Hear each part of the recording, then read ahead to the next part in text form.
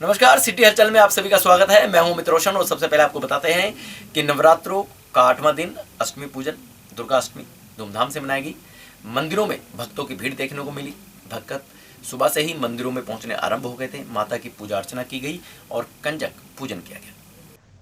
नवरात्रों का 8वां दिन यानी माँ दुर्गा का दिन, जिसका अपना अलग ही महत्व है, जिसे दुर्गा अष्टमी के नाम से जाना जाता है। नवरात्रों का अंतिम पड़ाव भी इसे कहा जा सकता है, क्योंकि कुछ भक्तजन अष्टमी पूजन करते हैं तो कुछ श्रद्धालु या भक्त नवमी पूजन करते हैं। बुधवार को अष्टमी पूजन की विधि विधान से क्रियान्वयन किया गया। सुबह के वक्त से ही मंदिरों में भक्तों की भीड़ देखने को मिली। नवरात्रों के दौरान व्रत कर रहे श्रद्धालुओं ने अष्टमी पूजन के बाद अपने व्रत को विराम दिया। अष्टमी पूजन के महत्व कंचक पूजन से भी रहता है। सुबह सवेरे स्नान इत्यादि करने के बाद माता के लिए भोग तैयार किया गया। धूप, अगरबत्ती, वस्त्र, नैवेद्य, फल फूल से माता की पूजा अर्चना हुई। इसके बाद घरों में माता स्वरूपी कंचक पूजन किया गया। छोटी कन्याओं को माता के स्वरूप प्रदान करते हुए माता की चुनरी, श्रृंगार इत्यादि करके उनका पूजन हुआ। भोग लगाया गया। कन्याओं को जिमाया गया और उनके पांव धोकर घर में प्रवेश दिया गया। पूजा की गई और कंचक पूजन हुआ। जिनका भक्तों श्रद्धालुओं के घरों पर कंचक पूजन संभव नहीं हो सका या कंचक नहीं मिली, उन्होंने मंदिरों में जाकर कंचक पूजन किया और सामर्थ्य अनुसार दान दक्षिणा इत्यादि देने के बाद भोग लगाया। हलवा, पूरी, चने, खीर से कंचकों को पूजा गया, जिमाया गया। शारदीय नवरात्रों का अपना अलग महत्व है।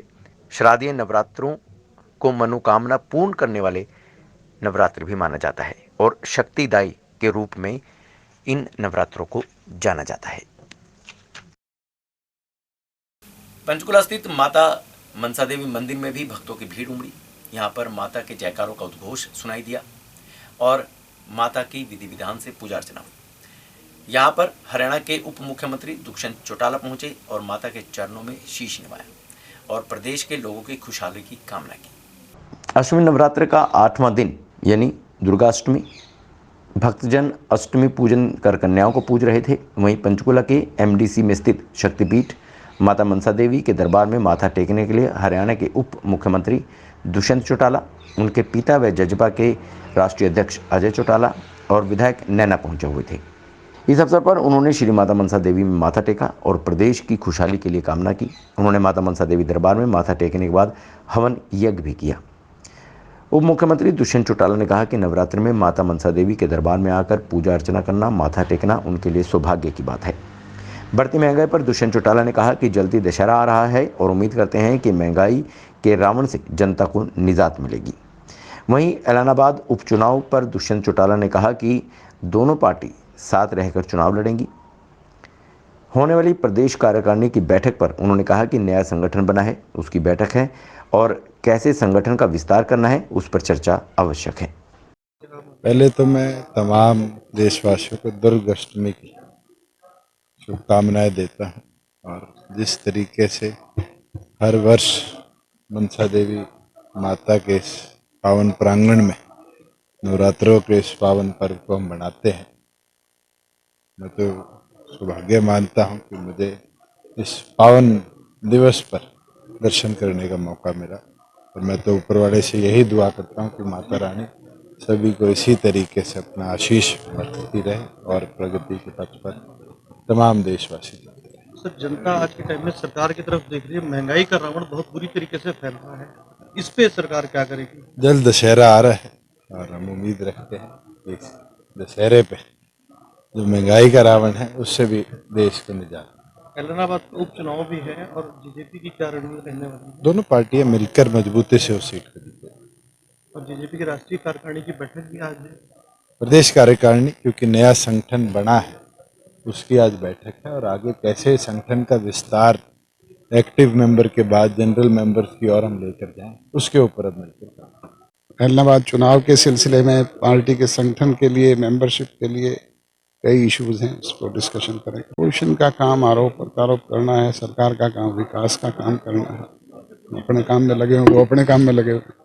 देश की प्रगति और विकास हो, देश का विकास हो, कोरोना जैसी महामारी से हमें मुक्ति मिले, यही सब माँ से आशीर्वाद लेना है।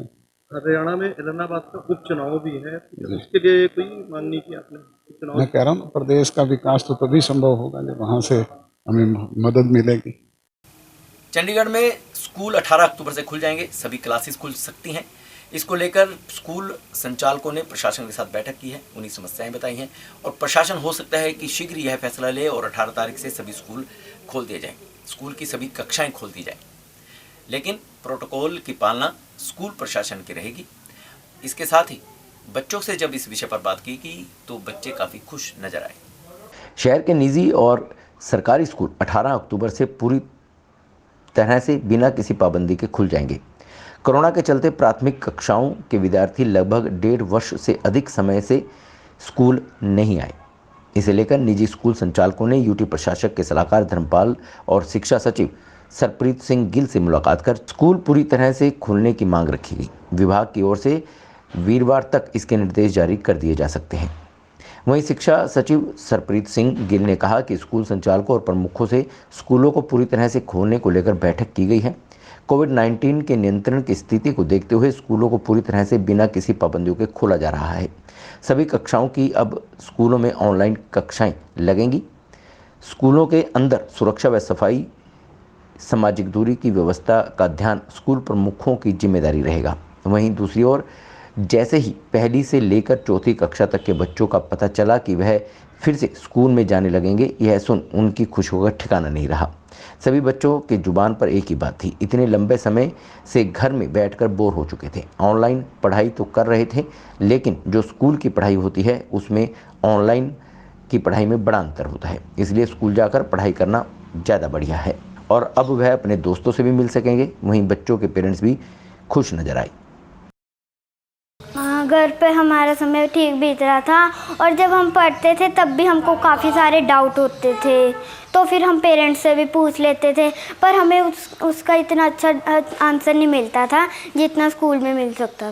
मैं स्कूल जाऊंगी, बहुत अच्छा फील करूंगी और जो हमारे डाउट्स होते हैं वो क्लियर नहीं हो पाते ना ऑनलाइन क्लास पे, इसलिए स्कूल जाऊंगी तो मैम से जो भी पूछ सकती हूँ 1 2 3 क्वेश्चन हम पूछ सकते हैं और अच्छे से डाउट क्लियर से हो सकते हैं हमारे, और इन्जॉय करेंगे अपने फ्रेंड्स के साथ बस में जाते हुए, पार्टी जो करते हैं हम। मेरा घर पे समय बहुत अच्छा बीता, ठीक मतलब, और स्कूल में उससे भी ज़्यादा, क्योंकि पढ़ाई करते हैं जब हम और पढ़ाई करते वक्त कुछ डाउट्स होते हैं पेरेंट्स से कर लेते हैं, पर वो मज़ा नहीं आता जो स्कूल में आता था।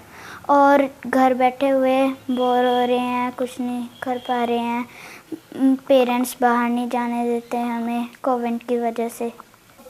पीजीआई में कर्मचारियों ने धरना प्रदर्शन किया है। पीजीआई के कर्मचारियों का कहना है कि उनका वेतन सही समय पर उन्हें नहीं मिल रहा है।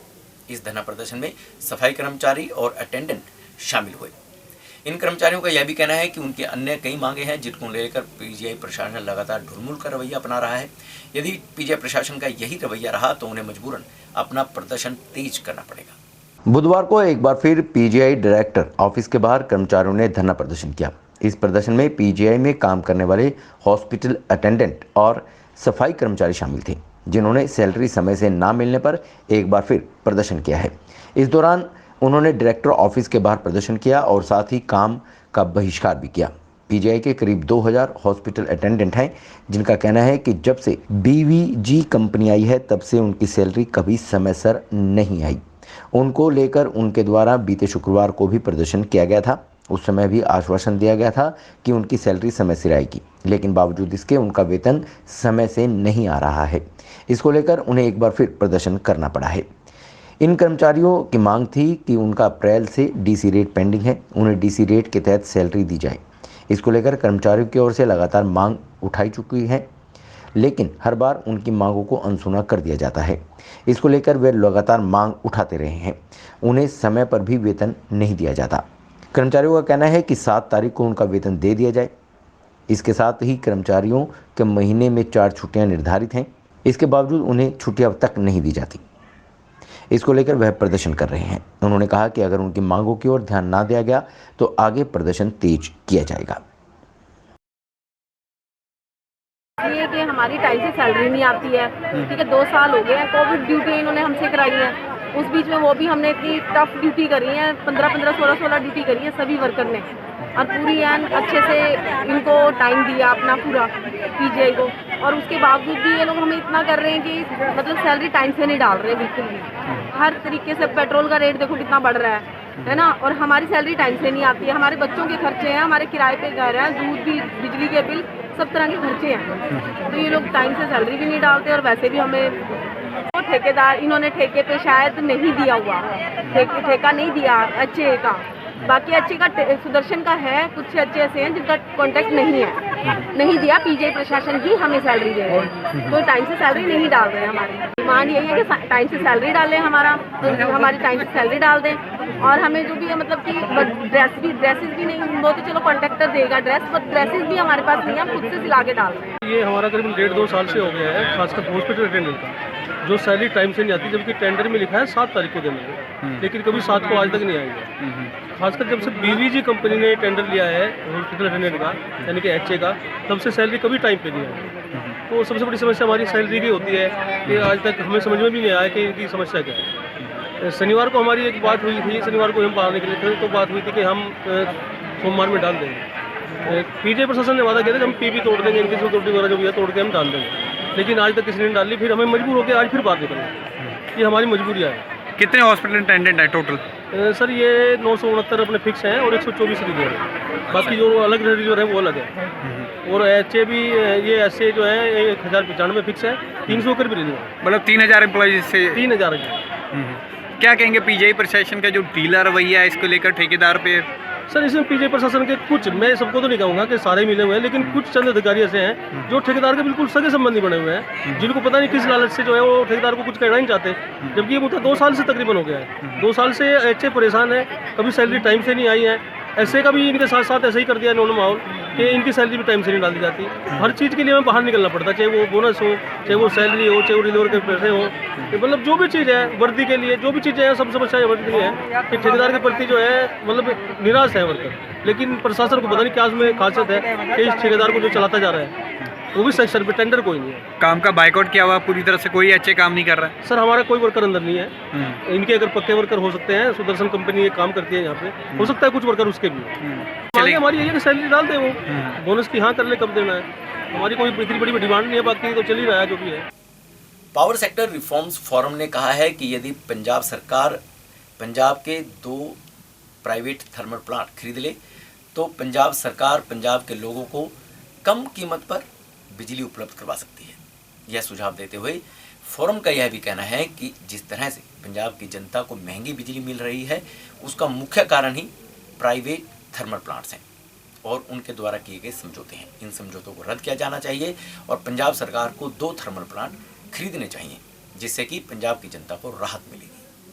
पावर सेक्टर रिफॉर्म्स फोरम के कन्वीनर और पूर्व इंजीनियर भूपेंद्र सिंह ने अन्य नेताओं ने पंजाब सरकार को महंगी बिजली और बिजली के कटों का पक्का हल बताने का दावा किया है।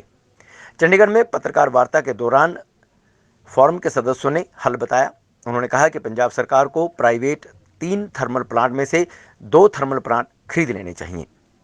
मुख्यमंत्री चरणजीत सिंह चन्नी को सलाह देते हुए इंजीनियर भूपेंद्र सिंह ने कहा कि प्राइवेट थर्मल प्लांट्स के साथ जो समझौते किए गए हैं उन्हीं के कारण पंजाब में बिजली महंगी है, कट लग रहे हैं। इन समझौतों को रद्द किया जाना चाहिए और तलवंडी साबो तथा राजपुरा के प्राइवेट थर्मल प्लांट्स को सरकार खरीद सकती है, जिससे पंजाब के लोगों को राहत मिलेगी।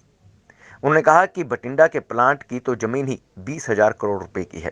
इतनी कीमत में दोनों थर्मल प्लांट खरीदे जा सकते हैं, जिससे पंजाब सरकार न सिर्फ कम कीमत पर बिजली उपलब्ध करवा पाएगी बल्कि पंजाब के लोगों को कटों से भी राहत मिलेगी। साडा पुरजोर यह फोरम का कहना है कि वो निजीकरण की नीति जब तक ठीक नहीं होएगी, जब तक उहदे विच बदलाव नहीं होएगा, तब तक पंजाब के लोगों नूं ना तो पूरी बिजली मिलेगी ते ना सस्ती बिजली मिलेगी। ਉਹ ਬਿਜਲੀ ਦੇ ਉਤਪਾਦਨ ਦੀ ਨਿੱਜੀਕਰਨ ਦੀ ਨੀਤੀ ਨੂੰ ਪਾਲਿਸੀ ਨੂੰ ਰਿਵਰਸ ਕਰਨਾ ਜ਼ਰੂਰੀ ਹੈ। ਉਹਦੇ ਵਿੱਚ ਸਭ ਤੋਂ ਵੱਡਾ ਜਿਹੜਾ ਲਾਭ ਹੈ ਉਹ ਆਪਣੀ ਪਛਵਾੜਾ ਕੋਲ ਮਾਈਨ, ਉਹਦਾ ਕੋਲਾ ਅਸੀਂ ਇਹ ਪਲਾਂਟ ਸਟੇਟ ਸੈਕਟਰ 'ਚ ਲਈਏ, ਰਾਜਪੁਰਾ ਤੇ ਗੋਬਿੰਦਵਾਲ ਸਾਹਿਬ, ਉਹਦੇ ਵਿੱਚ ਆਪਣਾ ਕੋਲਾ ਵਰਤੀਏ ਤੇ ਉਹਦੇ ਨਾਲ ਵੇਰੀਏਬਲ ਕਾਸਟ ਵੀ ਘਟੇਗੀ, ਫਿਕਸ ਚਾਰजेस ਵੀ ਘਟਣਗੇ ਤੇ ਇਹਦੇ ਨਾਲ ਦੂਜੀ ਜਿਹੜੀ ਸਾਡੇ ਸਟੇਟ ਦੇ ਪਲਾਂਟਸ ਨੇ ਜਿਹਦੇ ਤੇ ਕਿ ਸਾਡੀ ਬੜੀ ਟ੍ਰੇਨਡ ਤੇ ਵਧੀਆ ਮੈਨ ਪਾਵਰ ਹੈ, ਉਹਦੀ ਯੂਟਿਲਾਈਜੇਸ਼ਨ ਨਹੀਂ ਹੋ ਰਹੀ, ਉਹ ਵੀ ਯੂਟਿਲਾਈਜ਼ ਹੋ ਸਕਦੀ ਹੈ। ਇਹਦੇ ਨਾਲ ਸਾਡੇ ਸਟੇਟ ਸੈਕਟਰ ਜਿਹੜਾ ਹੈ ਉਹਨੂੰ ਜਨਰੇਸ਼ਨ ਨੂੰ ਮੁੜ ਸੁਰਜੀਤ ਕਰੀਏ ਤਾਂ ਹੀ ਵਧੀਆ ਸਸਤੀ ਬਿਜਲੀ ਪੰਜਾਬ ਵਿੱਚ ਮਿਲੇਗੀ। ਤੇ ਦੋ ਹੋਰ ਚੀਜ਼ਾਂ ਜਿਹੜੀਆਂ ਅਸੀਂ ਕਹਿਣਾ ਚਾਹੁੰਦੇ ਹਾਂ ਉਹ ਹੈ ਕਿ ਪਿਛਲੇ ਸਮੇਂ 'ਚ ਬਿਜਲੀ ਚੋਰੀ 'ਚ ਵੀ ਵਾਧਾ ਹੋਇਆ, ਉਹ 'ਤੇ ਵੀ ਨਕੇਲ ਪਾਣੀ ਚਾਹੀਦੀ ਹੈ। ਤੇ ਦੂਸਰਾ ਖਪਤਕਾਰਾਂ ਨੂੰ ਰਾਹਤ ਦੇਣ ਲਈ ਜਿਹੜੀ ਸਾਡੀ ਇਲੈਕਟ੍ਰਿਸਿਟੀ ਡਿਊਟੀ ਤੇ ਇਨਫਰਾਸਟ੍ਰਕਚਰ ਸੈਸ ਹੈ ਜਿਹੜਾ ਤਕਰੀਬਨ 20% ਹੈ, ਉਹ 'ਤੇ ਵੀ ਜੇ ਸਰਕਾਰ ਸੋਚੇ ਤਾਂ ਉਹਦੇ ਥਰੂ ਵੀ ਬਿਜਲੀ ਦੇ ਬਿੱਲ ਘਟ ਸਕਦੇ ਹੈ। ਤੇ ਇਸ ਦੇ ਨਾਲ ਹੀ ਜੇ ਅਸੀਂ ਸਟੇਟ ਸੈਕਟਰ ਜਨਰੇਸ਼ਨ ਨੂੰ ਦੁਬਾਰਾ ਰਿਵਾਈਵ ਕਰੀਏ ਤੇ ਬਿਜਲੀ ਚੋਰੀ ਜਾਂ ਹੋਰ ਚੀਜ਼ਾਂ ਤੇ ਘਟਾਈਏ ਤਾਂ ਪੰਜਾਬ ਸਰਕਾਰ ਦਾ ਸਬਸਿਡੀ ਬਿੱਲ ਜੋ ਕਿ 11,000 ਕਰੋੜ ਰੁਪਈਆ ਤਕਰੀਬਨ ਹੋ ਗਿਆ ਤੇ ਪੂਰੇ ਰੈਵਨਿਊ ਦਾ 1/3 ਹਿੱਸਾ ਜਿਹੜਾ ਹੈ ਉਹ ਸਬਸਿਡੀ ਦਾ ਪਾਰਟ ਹੀ ਬਣ ਗਿਆ, ਜੋ ਕਿ ਕੌਮੀ ਪੱਧਰ ਤੇ 17-18% ਹੈ, ਉਹਦੇ ਵਿੱਚ ਵੀ ਕਮੀ ਆ ਸਕਦੀ ਹੈ। ਸੋ ਹਰ ਪਾਸੇ ਸਾਨੂੰ ਫਾਇਦਾ ਹੋ ਸਕਦਾ ਹੈ, ਪਰ ਜੇ ਸਹੀ ਦਿਸ਼ਾ ਵਿੱਚ ਕਦਮ ਚੱਕੇ ਜਾਣ। ਸੋ cancellation of the agreements is not the solution, but acquiring the private plants by the state sector is the solution to the power crisis in Punjab। ये साडा फोरम का मैसेज है। तो अब तक के लिए इतना ही। नए समाचारों के आपसे फिर मुलाकात होगी। यदि आप भी अपने शहर की खबरों को जानना चाहते हैं तो आपको सब्सक्राइब करना है रोशन भव, और रोशन भव में आप देख सकते हैं सिटी हलचल, city crime, city this week, Ramlila, Shivlila, सुविचार, कथा कहानी, बहुत कुछ। बस सब्सक्राइब कीजिए रोशन भव और देखते रहिए सिटी हलचल। नमस्कार।